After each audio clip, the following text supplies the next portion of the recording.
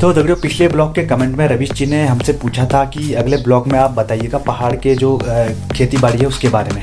तो हमने फैसला किया कि जो ब्लॉग बनेगा वो DSLR से बनेगा, और हमने बनाया भी ब्लॉग DSLR से। किसी तरह से हमने माइक वगैरह का जुगाड़ करके सही ब्लॉग बना दिया था, लेकिन लास्ट में कुछ ऐसा हुआ, एक कांड हो गया दोस्तों। तो जानने के लिए ब्लॉग को पूरा देखिए। दगड़ियों, आप करते हैं काम की बात।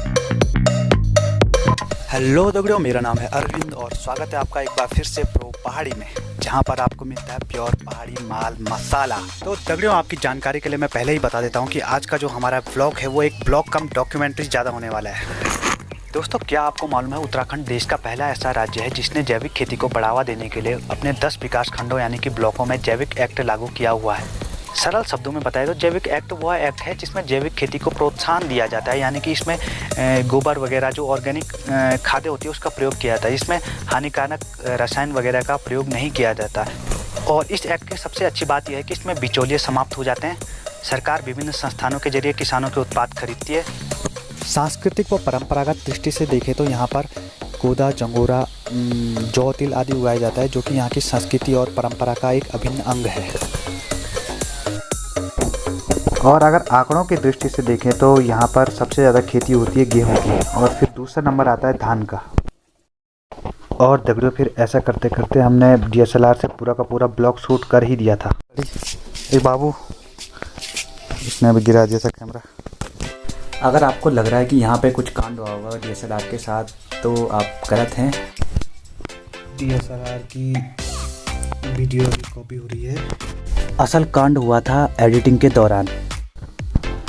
8 GB रैम वाला लैपटॉप भी लैग मारने लगा है दोस्तों। लेकिन एडिटर जी को तो इससे भी बड़ा कांड करना था।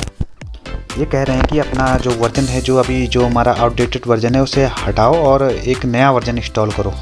हम वही कर रहे हैं, अभी नया वर्जन इंस्टॉल कर रहे हैं। और फिर किसी तरह से जुगाड़ करके जब मैंने इंस्टॉल कर दिया नया वर्जन, लेटेस्ट वर्जन, तो एप्लीकेशन है एडिटर वाली, वो कहने लग गई कि भाई बहुत हो गया, मुफ्त में इस्तेमाल करे जा रहे हो 2017 से, हमको इस बार थोड़ा पैसा चाहिए।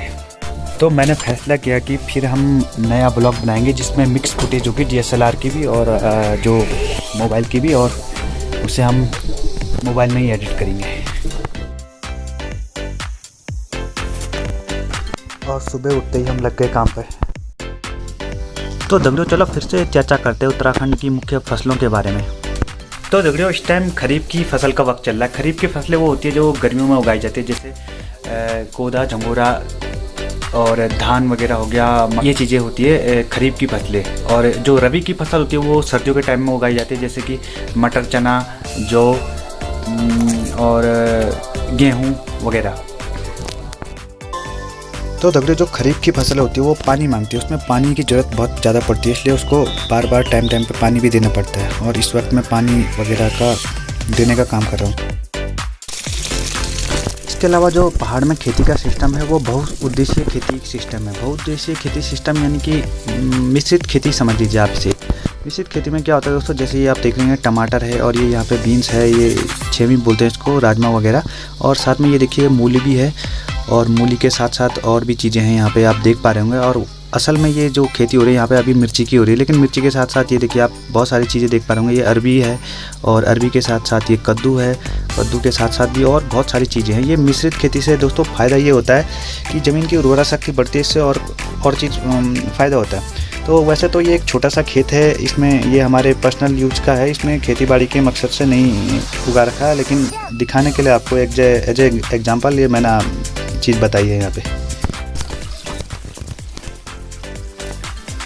तो दगड़ियों, ये जो मकान दिख रहा है ये हमारा पुराना मकान था। अब ये लॉक है, अब ये वाला खुला है, अभी खुला है। तो देखिए यहाँ पे हमने स्टोर रूम बना रखा है। ये है स्टोर रूम, और यहाँ पे सूखी वाली घास है, घास को सुखा के रखा हुआ है। और ये बैकअप घास है, ताकि कभी बारिश वगैरह में अगर घास वगैरह के लिए दिक्कत हो, खेतों से ना ला पाए, तो सूखी घास को खिला सके गाय भैंस वगैरह को। जब नए मकान नहीं बने थे हमारे तो इसमें रहते थे। देखिए दोस्तों, ये पूरा पत्थरों से बना हुआ है, पत्थर से बना के इसमें मिट्टी का लेप किया हुआ है, ये देखिए। और इसका जो ऊपर की तरफ से लकड़ी से बना हुआ है, सरिया सीमेंट वगैरह कुछ यूज़ नहीं है इसमें, ये लकड़ी और पत्थरों से बना हुआ है। मिर्ची को पानी देने का काम पूरा हो चुका है दोस्तों, अब चलते हैं आगे की तरफ।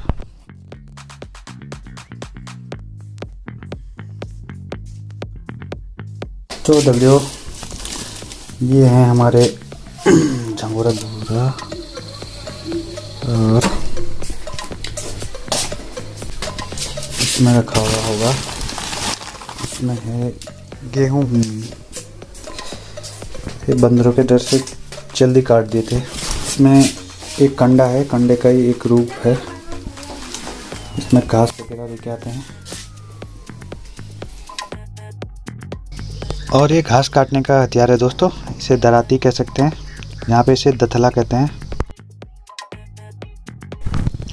ये एक झाड़ू है जो छोटे अनाज को साफ करने के लिए इस्तेमाल की जाती है। और ये बक्से की तरह जो आपको लकड़ी का बना हुआ बक्सा बड़ा दिख रहा है, इसको यहाँ पे कोठार कहते हैं।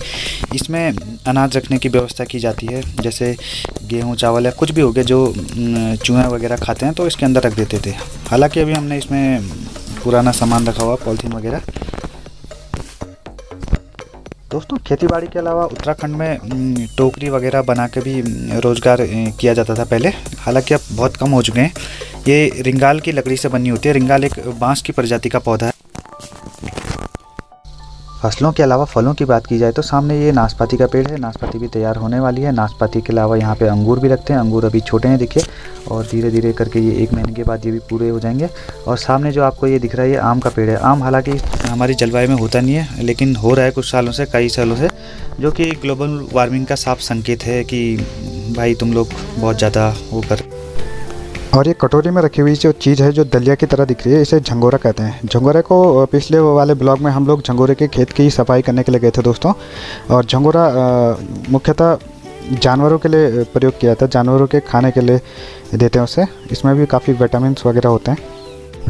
तो दोस्तों, झंगोरे के अलावा अब कोदे का सीज़न आने वाला है। कोदे की बुआई का सीन वगैरह भी आपको दिखाऊँगा एक ब्लॉग में। और कोदे को मंडुआ भी कहते हैं वैसे दोस्तों। मंडुआ एक तरह का बीज होता है जो सरसों की तरह दिखता है, लेकिन इसे पीस के आटा बनाया जाता है, जिससे रोटियां भी बनती है। और मुख्यतः इसकी रोटी काले रंग की होती है। और कोदे का प्रयोग उत्तराखंड के अलावा बाहर के क्षेत्रों में भी किया जा रहा है। उसको फूड सप्लीमेंट में भी यूज किया जाता है। तो दगड़ियों, इस तरह हमने वो ब्लॉग शूट किया, जिसे शूट करने में 2 दिन लगे। और ये एक तरह का प्रयोग था जिसमें हमने DSLR और मोबाइल सबकी फुटेज एक साथ एक जगह पे एडिट करी मोबाइल में, और ये ब्लॉग बनाए। तो दोस्तों, इस तरह के ब्लॉग्स आपको अगर आगे भी चाहिए तो कमेंट में बताइए, और आगे भविष्य में किस टाइप के ब्लॉग्स देखना चाहते हैं वो भी बता दीजिए। और जल्द ही मिलेंगे एक नए वीडियो के साथ, तब तक टेक केयर दोस्तों।